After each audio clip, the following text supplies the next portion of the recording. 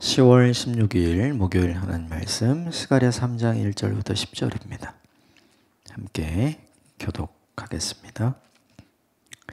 대제사장 여호수아는 여호와의 천사 앞에 섰고 사탄은 그의 오른쪽에 서서 그를 대적하는 것을 여호와께서 내게 보이시니라. 여호와께서 사탄에게 이르시되 사탄아, 여호와께서 너를 책망하노라. 예루살렘을 택한 여호와께서 너를 책망하노라. 이는 불에서 꺼낸 그슬린 나무가 아니냐 하실 때 여호수아가 더러운 옷을 입고 천사 앞에 서 있는지라. 여호와께서 자기 앞에 선자들에게 명령하사 그 더러운 옷을 벗기라 하시고 또 여호수아에게 이르시되 내가 내 죄악을 제거하여 버렸으니 내게 아름다운 옷을 입히리라 하시기로 내가 말하되 정결한 관을 그의 머리에 씌우셔서 하매 곧 정결한 관을 그 머리에 씌우며 옷을 입히고 여호와의 천사는 곁에 섰더라. 여호와의 천사가 여호수아에게 증언하여 이르되 만군의 여호와의 말씀에 내가 만일 내 도를 행하며 내 규례를 지키면 내가 내 집을 다스릴 것이요 내 뜰을 지킬 것이며 내가 또 너로 여기 서 있는 자들 가운데 왕래하게 하리라.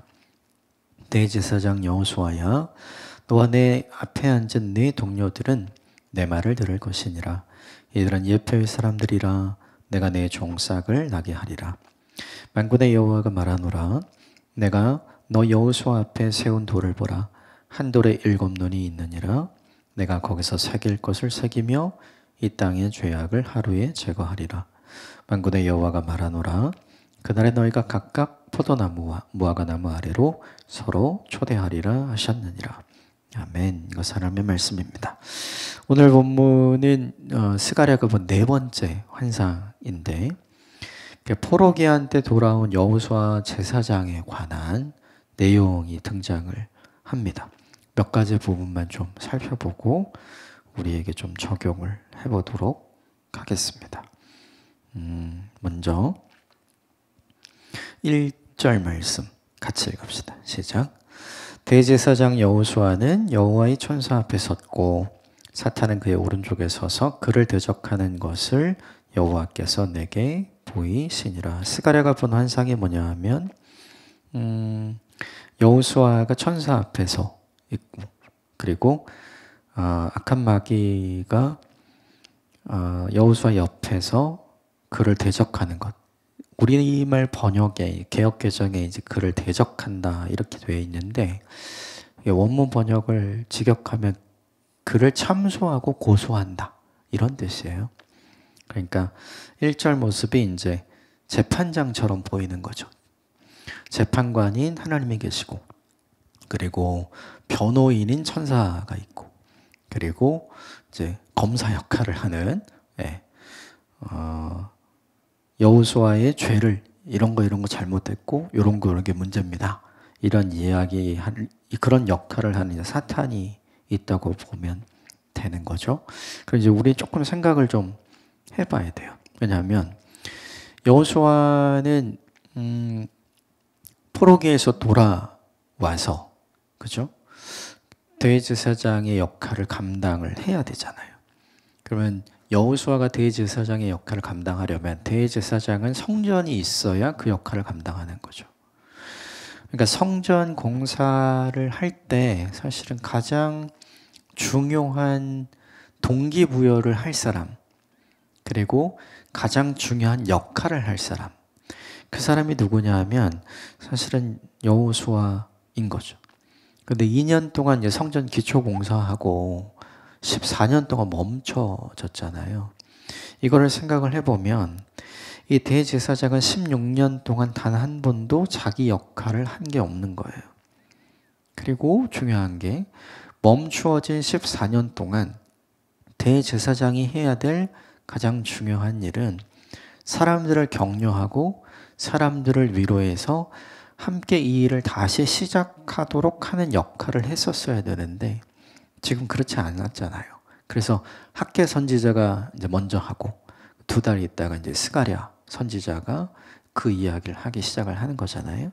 그러니까 이 본문에 악한 마귀 사탄이 여호수아를 대적하는 내용이 뭔지를 우리가 생각해 보면 그 내용은 간단해요. 당신은 지난 16년 동안 대제사장으로서의 역할을 제대로 한 게 뭐냐? 지금 이걸 얘기하고 있는 거죠. 성전이 없으면 성전을 짓도록 사람들을 격려하고 독려해야 하는 거 아닌가? 이렇게요. 그리고 또 하나는 이거죠. 당신이 대제사장이라면 그렇게 하고도, 그렇게 16년이라는 세월을 보내고도 여전히 당신은 대제사장으로서의 자격이 있다고 생각하는가? 당신은 하나님을 사랑하는가? 이런 이야기들이 주로 있겠죠. 그러니까 결론적으로 요약을 해보면 이거예요. 당신은 대제사장으로서의 자격이 없다.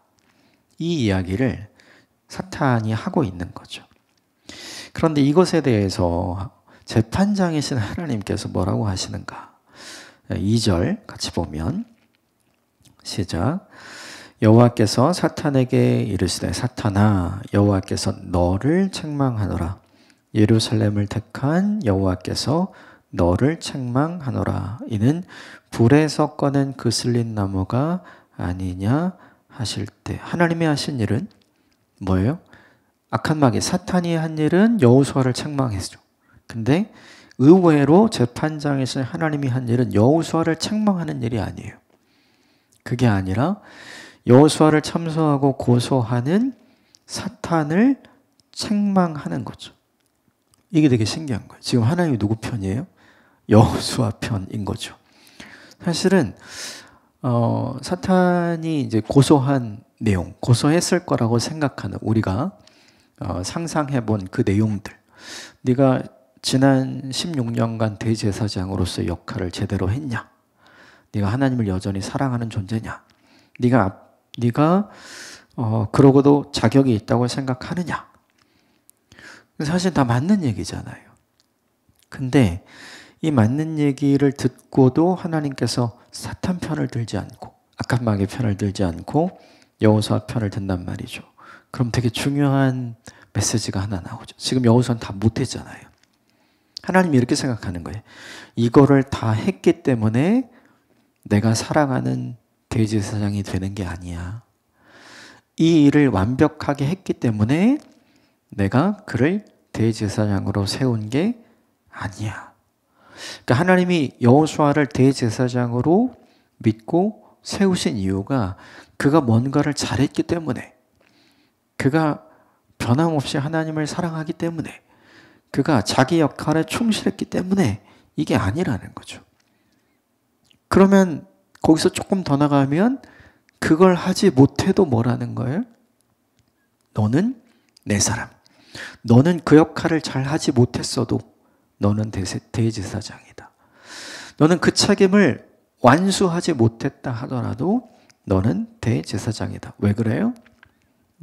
하나님이 선택했잖아요. 내가 너를 선택했기 때문에 너는 그거 못해도 내 사람이야. 지금 이 이야기를 하고 있는 거죠. 이 악한 마귀의 참소는, 악한 마귀의 고소는 되게 중요해. 너는 이것 때문에 하나님이 사랑하지 않아. 넌 요것 때문에 너는 하나님의 백성이 아니야. 넌 자격이 없어. 이러지만 하나님은 뭐라고 얘기하냐면 그걸 완전히 다 뒤집는 거예요. 그거 못해도 하나님의 자녀야. 그거 책임 못 져도 하나님의 자녀야. 네가 최선을 다하지 못해도, 그리고 최고의 결과를 내지 못해도 너는 내 자녀야. 이게 우리한테 주는 메시지도 크지만 이제 이 본문 속에서 실제 대상자였던 여호수아는 얼마나 낙심했겠어요. 그 16년 동안. 스가랴를 통해서 하나님이 뭘 하고 싶은 거예요? 낙심하고 그리고 깊은 영적인 침체 가운데 빠져 있었던 여호수아를 격려하고 싶은 거죠. 여러분, 이게 되게 중요해요. 우리는 다 뭐뭐 때문에 칭찬하고 뭐뭐 때문에 감사하고 뭐뭐 때문에 고마워해요. 근데 하나님은 안 그렇습니다. 그렇지 않아도, 그럼에도 불구하고. 이게 뭐냐면 하나님의 마음인 거죠. 저는 이 본문을 보면서 생각나는 게 있어요. 로마서 8장 38절부터 39절까지 있는 내용이에요. 세상의 그 어떤 것도 하나님의 사랑으로부터 우리를 끊을 수 없다. 하나님의 사랑보다 더 큰 거 없고 하나님의 사랑보다 더 질긴 게 없고 하나님의 사랑보다 더 강력한 게 없다. 우리 좀 잘 못해도 됩니다. 능력 없어도 괜찮아요. 실수해도 괜찮고 그리고 낙심해도 괜찮습니다. 그냥 가만히 있는 복지부동하는 존재여도 괜찮아요. 그것 때문에 하나님께서 나무라지 않아요. 그것 때문에 우리가 하나님의 자녀된 걸 취소하지 않습니다. 오히려 그 죄책감을 들게 만들고 그걸 생각해서 스스로 회의와 스스로 의심과 스스로 신앙의 침체 가운데 빠져들게 만드는 악한 마귀, 이 사탄을 오늘 하나님께서 책망하시잖아요. 이걸 기억하셔야 합니다. 하나님은 우리 편이에요. 하나님은 처음부터 끝까지 내 편입니다. 이게 얼마나 좋은지 모르겠어요. 담대하셨으면 좋겠어요. 하나님께서 이렇게 말씀하셨어요. 예루살렘은 불에서 꺼낸 그슬린 나무가 아니냐 이렇게 이야기를 하죠. 막 타고 있는데 꺼낸 온전히 성하게 제 역할을 할 수 없는, 다 아시는 거죠. 연약함을 아는 거예요. 그걸 하나님은 다 감안하는 거죠. 여호수아의 모습이 어땠는가? 3절 보시면 시작. 여호수아가 더러운 옷을 입고 천사 앞에 서 있는지라 불에서 꺼낸 그을린 나무처럼 더러운 옷을 입고 서 있는 거. 이거 탄 나무 쓸데 없잖아요. 다 탔으면 이게 다른 땔감으로 쓰든가 아니면 잿물로 만드는 용도로 쓰던가 뭐 이럴 수 있는데 타다가 말면은 사실은 어떻게 쓸 데가 없죠. 여호수아의 모습, 스스로 생각하는 여호수아의 모습 그랬을 거예요. 나는 이제 쓸 데가 없다. 나는 쓸모없는 존재다. 근데 하나님은 그렇지 않죠. 이 여호수아에게 하나님이 어떻게 하시는지 보세요. 4절 같이 읽읍시다. 시작. 여호와께서 자기 앞에 선자들에게 명령하사 그 더러운 옷을 벗기라 하시고 여호수아에게 이르시되 내가 내 죄악을 제거하여 버렸으니 내게 아름다운 옷을 입히리라 하시라. 두 가지를 하죠. 옷을 벗기고 아름다운 옷을 입히고. 하나님 다시 회복시켜 주시는 거예요. 5절 같이 볼까요? 시작. 내가 말하되 정결한 관을 그의 머리에 씌우소서 하매 곧 정결한 관을 그의 머리에 씌우며 옷을 입히고 여호와의 천사는 곁에 섰더라. 정결한 관. 이게 권위의 상징이죠. 그를 다시 존귀하게 만드는 것. 지금 바닥까지 떨어져 있잖아요.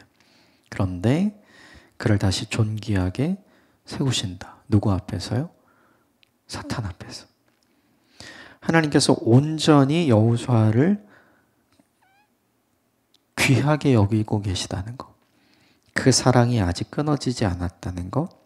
그리고 여전히 그를 신뢰하고 있다는 걸 명확하게 보여주는 거죠. 회복의 메시지를 주시는 거죠. 저는 이 본문 보면 생각나요. 신약성경 누가복음에 등장하는 잃어버린 둘째 아들이 돌아왔을 때 아버지가 한 일. 옷 다 벗기고 새 옷으로 입히고 그리고 가락지 다 끼우죠. 넌 내 아들이라고. 그리고 사람들 다 불러놓고 잔치하면서 내 아들이 살아 돌아왔다. 이는 내 아들이라. 이렇게 막 이야기하잖아요. 그 아들의 지위를 다시 세워주잖아요. 아들 나쁜 짓 했잖아요. 사실은 스스로도 자격이 없다고 생각을 했잖아요. 그런데 아버지는 그렇지 않았던 거죠. 이 본문을 보면 그 생각이 나요. 자, 6절, 7절 같이 읽읍시다. 시작. 여호와의 천사가 여호수아에게 증언하여 이르되 만군의 여호와의 말씀에 내가 만일 내 도를 행하며 내 규례를 지키면 내가 내 집을 다스릴 것이요 내 뜰을 지킬 것이며 내가 또 너로 여기 섰는 자들 가운데 왕래하게 하리라. 여호와의 천사가 여호수아에게 이야기하는 거예요. 지금 입던 옷, 그을린 옷을 다 벗고 새 옷을 입고 나서 그리고 정결하게 된 관을 다시 쓴 여호수아에게 이야기하는 거죠. 7절 말씀이 제일 중요해요. 내가 만일 내 도를 행하여 내 규례를 지키면, 지금까지는 어떻게 하고 있었던 거예요? 멈추고 있었던 거죠. 안 하고 있었던 거죠. 근데 그걸 다시 하면 하나님께서 약속하셨어요. 네가 내 집을 다스릴 거야. 내 때를 지키게 될 거고 여기 있는 사람들 가운데 왕래하게 될 거야. 성전이 지어지고 거기서 사람들이 왕래하면서 사람들이 하나님께 예배하는 장면을 상상하고, 그리고 네가 그 한복판에 서서 그 일을 하고 있는 일을 네가 보게 될 거야. 뭘 하면요? 멈추었던 일을 하면. 여러분, 이게 되게 중요한 것 같아요. 사람들은 다 대부분 멈춘 일이 있어요. 나름의 이유가 있거든요. 그런데 중요한 건 그 일을 하나님께서 맡겨주셨다면 우리가 해야 할 일은 멈추더라도 다시 시작하는 거예요. 멈출 수밖에 없었던 상황적 어려움이 이 본문 속에 등장하는 실제 여호수아 제사장에게 있었죠. 14년 동안 아무것도 못했잖아요. 그리고 자책하면서 스스로 얼마나 자격이 없다고 생각을 했겠어요. 그런데 오늘 하나님께서 이 본문의 메시지를 통해 그의 무너진 자존감, 그가 잃어버린 용기와 담대함, 이것을 다 회복시켜 주잖아요. 그러면서 한 말이, 너 다시 해야 돼. 너 다시 시작해야 돼. 이 일을 하는 거죠. 결국 이 본문 속에서 하나님이 여호수아에게 하신 모습을 좀 정리를 해보면 이래요. 하나님은 여호수아의 있는 모습 그대로를 받아주시고, 그리고 하나님은 여호수아의 그동안의 실수를 용서하시고 새롭게 하셨고, 그리고 다시 원래 그 일을 하는 자리로 초대하고 계시죠. 여전히 그를 믿고 계시고 그에게 기회를 주시는 거죠. 여러분, 이거가 우리에게도 적용돼야 하고 필요한 일인 것 같아요. 하나님은 우리의 조건과 상관없이 우리를 사랑하시고 우리를 신뢰하시고 우리를 회복시키시고 다시 하나님이 맡겨주신 그 일을 하게 하죠. 근데 이 일을 하는데 제일 큰 방해되는 게 누군가? 악한 마귀가 아니에요. 자기 자신입니다. 왜 하나님께서 이 본문에 스가랴를 통해서 이 이야기를 보게 하시고 이걸 본 스가랴가 어떻게 했을까요? 여호수아 제사장의 얘기니까 여호수아 제사장에게서 가서 얘기를 했겠죠. 하나님께서 나에게 이런 걸 보여주셨습니다. 이런 걸 들려주셨습니다. 이런 걸 기억하게 해주시고 이런 걸 전하게 하셨습니다. 그때 여호수아가 뭘 느꼈을까요? 엄청난 감사, 엄청난 자유, 엄청난 회복. 스스로 얼마나 그동안 자기를 괴롭히고 있었을까요?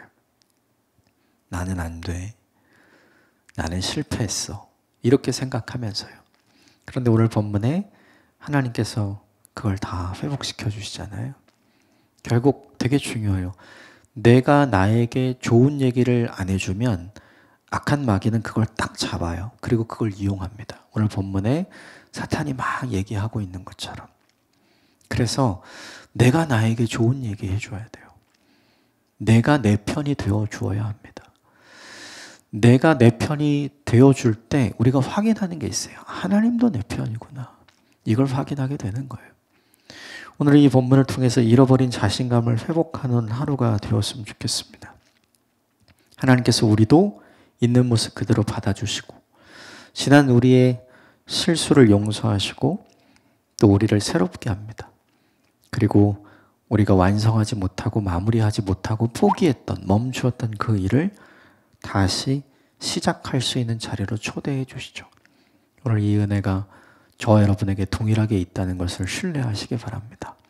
그리고 이 본문의 이야기를 들었을 때 여호수아가 얼마나 자유로웠겠어요. 그 자유로움이, 그 사랑이 저와 여러분에게 가득한 오늘 하루가 되길 바랍니다. 함께 기도하겠습니다.